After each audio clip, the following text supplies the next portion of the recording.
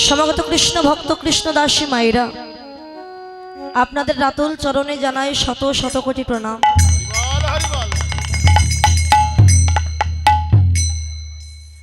আপনারা পরম সাধুগুরু বৈষ্ণব ভক্তিমতী মায়েরা সকলে অধিক রাতে জেগে বসে আছেন গৌর গোবিন্দের এই লীলা রস আস্বাদন করবার নিমিত্তে।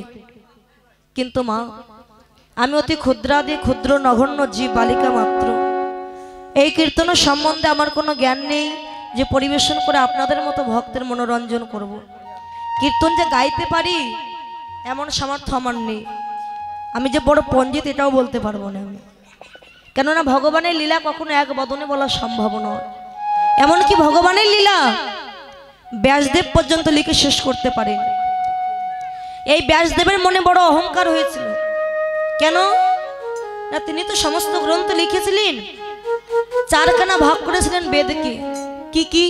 সামবেদ, যজুর্বেদ, অথর্ববেদ, আর একটা কোন বেদ? ঋগ্বেদ।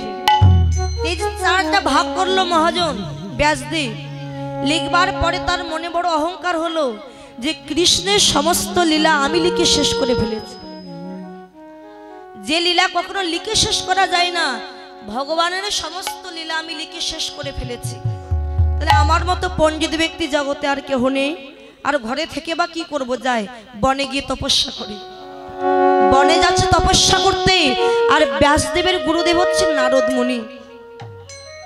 নারদ মনে মনে বলছো, ব্যাস, যে ভগবানের লীলা কখনো এক বদনে বলা সম্ভব নয়, তোমার মনে বড় অহংকার হয়েছে, তার সমস্ত লীলা তুমি লিখে শেষ করেছো। অহংকার আমায় চূর্ণ করতে হবে। নারদ মুনি ছোট একটি পাখি রূপ ধারণ করেছে, চড়ুই পাখি। দেখেছেন না চড়ুই পাখি? পাখি রূপ ধারণ করে ব্যাসদেব বসে যেখানে বসে তপস্যা করছে, আর নারদ মুনি পাখি রূপ ধারণ করে ওই সাগরে স্নান করছে। আর তীরে এসে বালি মেখে আবার সাগরে গিয়ে স্নান করছে। একবার সাগরে স্নান করছে, একবার তীরে এসে বালি মাখছে, বালি মেখে আবার গিয়ে সাগরে স্নান করছে। ব্যাসদেব পশু পাখির কথা বুঝতো। ব্যাসদেব চড়ুই পাখিকে ডেকে বলছে, এই যে চড়ুই, ও যে নারদ এটা কিন্তু বুঝতে পারিনি। ও চড়ুই, তুমি সামান্য পাখি হয়ে একবার সাগরে স্নান করছো, আবার তীরে এসে বালি মেখে আবার সাগরে গিয়ে স্নান করছো, গা ঝাড়া দিচ্ছ, এর কারণটা কি? তখন চড়ুই পাখি রূপধারী নারদ বললেন, ব্যাসদেব মুনিবর, আমার ইচ্ছে হয়েছে আমি এই সাগরটাকে বেঁধে ফেলবো, এই বিশাল সাগরকে আমি বেঁধে ফেলবো। তখন ব্যাসদেব বলছে, মূর্খ চড়ুই, সামান্য পাখি হয়ে এই বৃহত্তম সাগর তুমি বাঁধবে কি করে? সামান্য ঠোঁটের বালি দি। তখন চড়ুই পাখিটি বলছে, মুনিবর, সামান্য পাখি হয়ে যদি বৃহত্তম সাগর আমি বাঁধতে না পারি, আপনি বললেন এই বৃহত্তম সাগর কখনো বাঁধতে পারবো না, তো অনন্ত কোটি বিশ্ব ব্রহ্মাণ্ডের মালিক যিনি কৃষ্ণ, সেই কৃষ্ণের লীলা কখনো লিখে শেষ করা যায় না। সেই কৃষ্ণের লীলা আপনি যদি লিখে শেষ করতে পারেন, আমিও ঠোঁটের বালি দিয়ে এই বৃহত্তম সাগর অবশ্যই বাঁধতে পারব।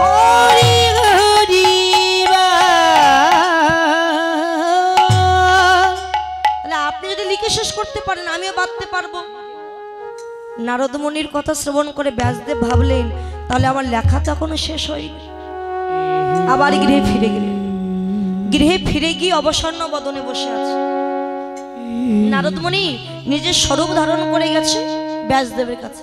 কি গো ব্যাস, তুমি অবসন্ন বদনে বসে আছো কেন? আর বলবেন না গুরুদেব, আমি ভগবানের লীলা লিখে শেষ করতে পারিনি। আমার মনে হয় এই জগতের বুকে আমার কিছু দেওয়া হলো না।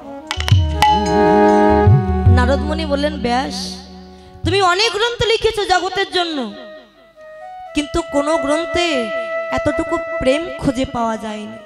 বলুন তো, হিন্দু ধর্মের সর্বশ্রেষ্ঠ গ্রন্থ কোনটি? কোনটি?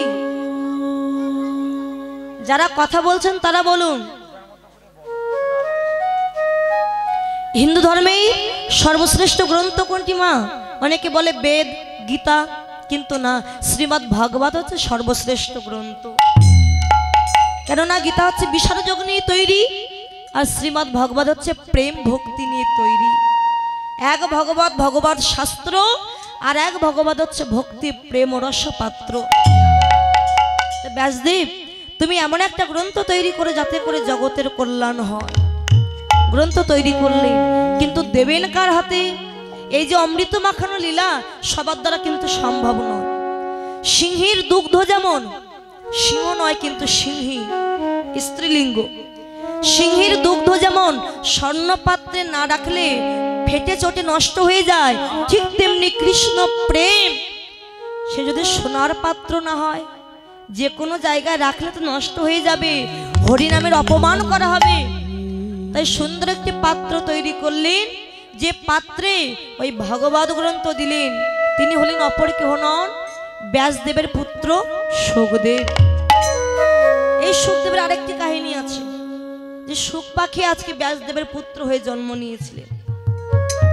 এই সুখদেবের কৃপায় সুখদেব ভগবত কথা নিয়ে গিয়েছিল কৃষ্ণ ভক্ত পরায়ণ রাজা পরীক্ষিতের কাছে, যার কিনা 1 সপ্তাহের মধ্যে মৃত্যু হবে। শুধু পরীক্ষিতের নয় বাবা,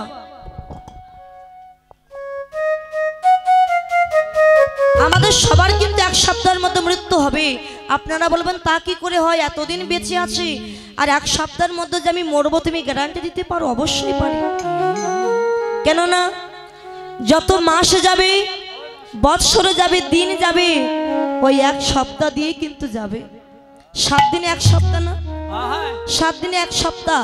যখন 1 সপ্তাহ আপনি হিসাব করবেন, শনিবার থেকে শুক্রবার পর্যন্ত গুনবেন, 1 সপ্তাহ হবে। শুক্রবারের পরদিন আবার কি বার আসে? শনিবার। যত দিন যাবে, মাস যাবে, বৎসর যাবে, ওই 1 সপ্তাহ দিয়েই যাবে।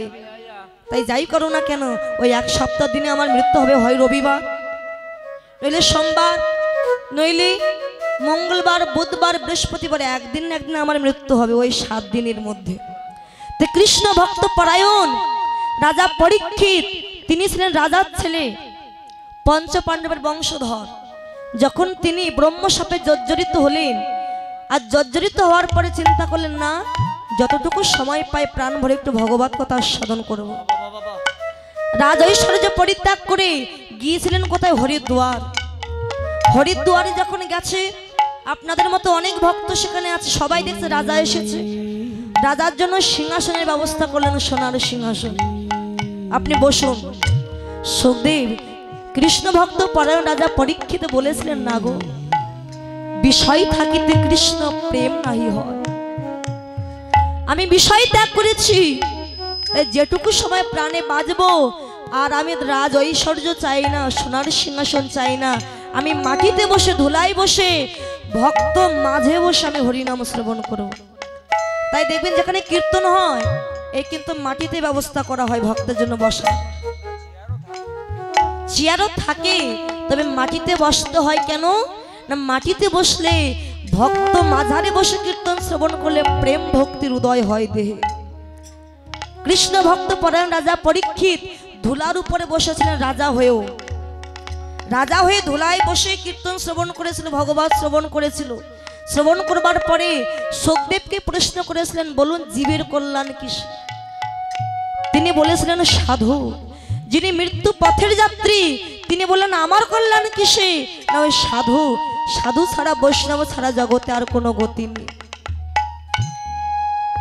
এই ভগবত কথা সাধন করে পরীক্ষিত উদ্ধার পেয়েছিলেন ওই ব্যাসদেবের পুত্র সুখদেবের বদনে শ্রবণ করে।